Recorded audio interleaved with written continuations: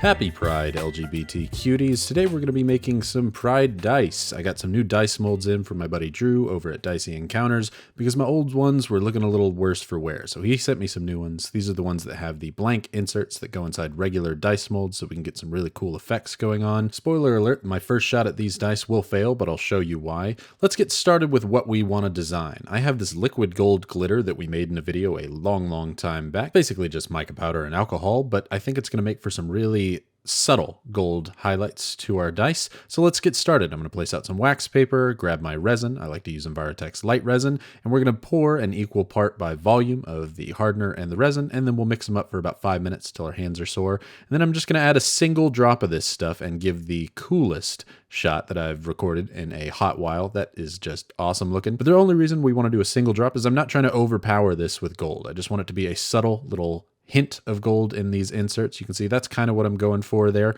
Even that's going to be more gold than I hope that they turn out. I just want to give the hint of gold. We're already moving along pretty quick here. We're pouring resin into the insert or inner mold because I want color to go around this kind of subtle gold interior for these. Now, when I place the lid on this dice mold, you'll see the resin flows out pretty freely and it's still very liquid, kind of like a thicker water.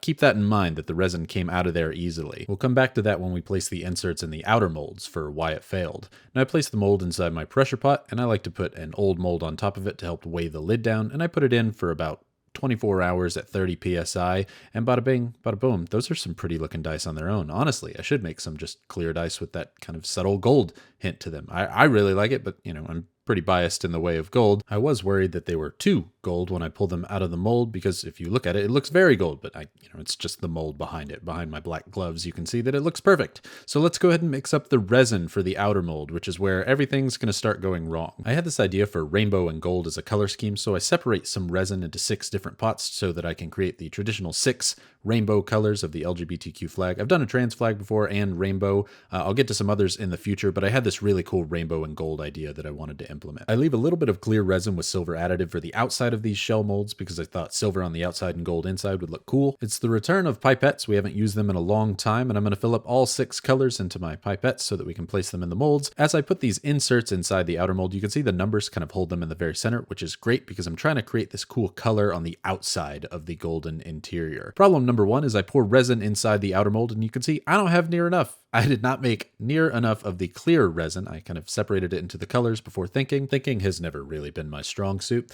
Before I put the pipettes inside the resin, I'm going to wipe off the outside because I don't want any color leaking, and I put the inserts in.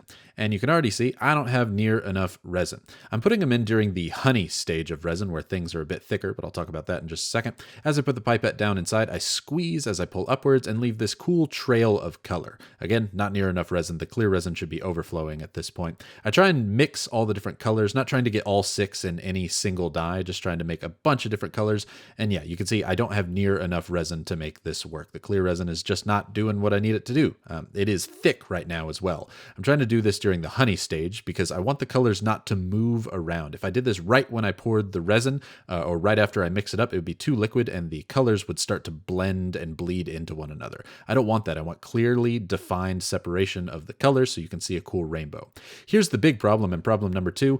Because it's in the honey stage, I waited too long. I let it thicken up way too much, and now when I try and push the resin out, hardly any resin is coming out of the mold at all. Working with the honey stage is hard to balance because you wait until right before the resin is about to cure, and that makes it thicker and easier to work with stuff like this. But when it gets too thick, you can get really raised edges like this. When it's so thick that the lid of the mold or the top of the mold is difficult to push down and lay flat with the bottom of the mold, you get a lot of raised edges like this. So I just waited too long. I let it get too thick, and now these are monstrously thick. Also, the colors are kind of bland, except for this blue one here where I mix both alcohol ink and mica powder, so we'll come back to that in a bit. But I was kind of disappointed in the color of these anyway. I really wanted to restart, and so that's exactly what we're going to do. I mix up a brand new batch of resin, this time adding 2 drops of my golden glitter additive because I thought it needed more gold. But then again, I always think that. This time I'm using my dice mold that I made in a video a while back instead of Drew's because I just didn't have time to make shell dice by the time Pride Month was going to be over, and I want to get these out for people so that they can have some cool Pride stuff to look at. I did learn that the best way to get a vibrant color is to use both mica powder and some form of alcohol ink ink, or I'm going to use red food coloring in this case because I ran out of red alcohol ink. When we're working with thin wisps of color, it just makes it pop a lot more. The orange and yellow were hardly visible, and so a drop of alcohol ink to the corresponding mica powder color. Oh, Jesus. Or sometimes a little bit too much mica powder that I have to scoop out. I don't really know how to describe it other than it just made it look better. The mica powder was a little bit too thin, but alcohol ink kind of dissolved into all the other colors, and so the combo worked really well. This is the level of honey stage I should be working at, by the way. You can see there when I pull the pipette out, the color doesn't move whatsoever. The resin is nice and thick because I waited until about 10 minutes before the resin starts to cure, and so it's thick but not too thick. Last time I waited for 5 minutes, and I guess that's just too thick with the Envirotex light resin. I pop any surface bubbles with a lighter. If you have a heat gun, you should use a heat gun. I just don't have one, and a lighter works for me. And there weren't that many bubbles in this to begin with because I worked hard to not get any inside the pipettes. But you can see the resin pours out of there freely, and I leave them in the pressure pot for 72 hours so that they are super duper hard, and man, these are looking way better than the last time. This is exactly what I was going for. Definable wisps that have a myriad of colors on the inside. I didn't give any one dye all 6 colors because I wanted them to not only stand out on their own, but be complete as a set, and I didn't want to risk running the colors together because anytime I mess with the resin, I risk the colors kind of blending or bleeding together, but I was really, really happy with how these turned out. They have all clearly definable colors. The only issue I did have is on the D8 and the D4. I only did reds and yellows and a little green, and so it was very warm and didn't have any of the kind of cooler blue and purple colors. I actually made a couple of extra D20s too off camera because I had some extra resin from both the colored and clear stuff, and I wanted to have a backup in case I needed it for the D20. But now that they're all done, we need to sand them. I'm going to get a flat glass pane to do my sanding on so that my sanding is as flat as can be, and I'm going to use Zona papers, and we're going through the entire grip from 30 micron down to 1 micron, and we're just going to take our time. We're going to wet sand so we don't get resin everywhere, and we're going to only pretty much sand the surfaces that are affected by the mold making, usually the one's face on my die and the faces touching it. They turned out really, really well. I was happy with these, but before we ink them, I do want to share opening up of the molds that Drew sent me because he added a little something to the package that I was not expecting.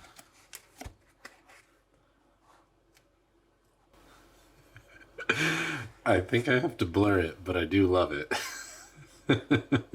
Anyway, it's time to ink these or color in the numbers. I was originally going to use a chrome silver color so that the colors got to shine on their own, but I already put a lot of extra gold flakes inside there, so why not do a chrome gold on the numbers as well? It's just my favorite paint of all time right now, and so I kind of want to use it on pretty much anything that I can.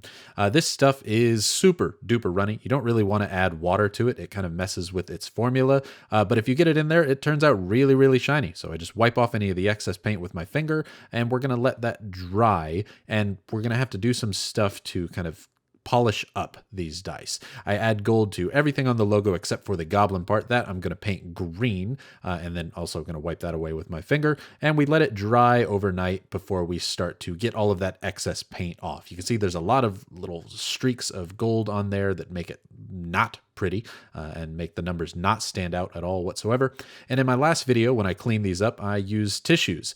When I use the tissues, it leaves a lot of little white marks on them, even though I use this isopropyl alcohol to help kind of wipe away all of the excess paint. It's messy and it makes for horrible glamour shots for the video. I don't know why it started doing that. I feel like I didn't used to have that problem, but I do now. I asked for tips at the end of my last video on how to solve that, and you guys gave me some suggestions. Using a microfiber cloth dipped in alcohol seems to work really, really well. I was worried that this was just going to be a huge mess and there was going to be paint everywhere, but man, it's so smooth and it helps get rid of the paint so much faster. Somebody also mentioned just using lens wipes, but I ended up not liking these. They dry out too quick for what I'm trying to do.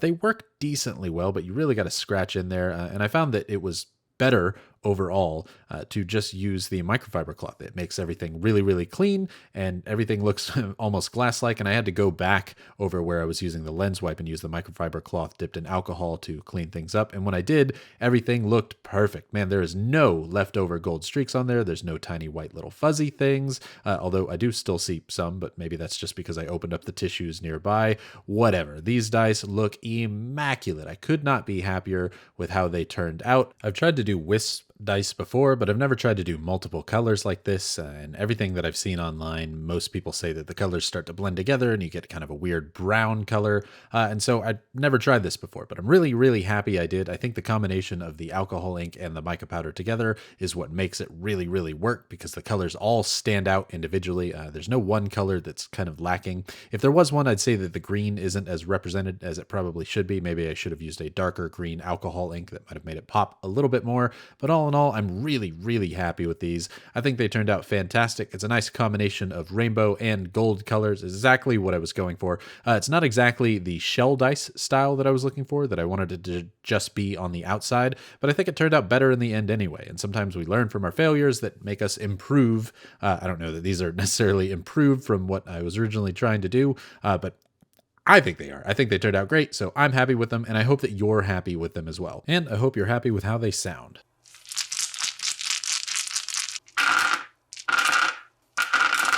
That one may have rolled a nat one, but it was off camera. We won't count it. Hey, look at that. We made up for it with a crit anyway, and it looks great on the D20 and D6. Thanks for sticking around. Happy Pride, everybody. I hope that you all out there feel safe and loved, because know that you are. I'm going to put a link in the description down below to the Trevor Project. It's a fantastic organization that does a lot of good work for anybody in the LGBTQ arena who needs help or wants to give help to those that are. You can check out that link in the description down below. Anywho, subscribe if you might want to see some more stuff like this in the future. Like the video if you like it. Dislike it if you dislike it. I want to hear that too. Either way, I hope that you have a fantastic day and a happy, happy Pride.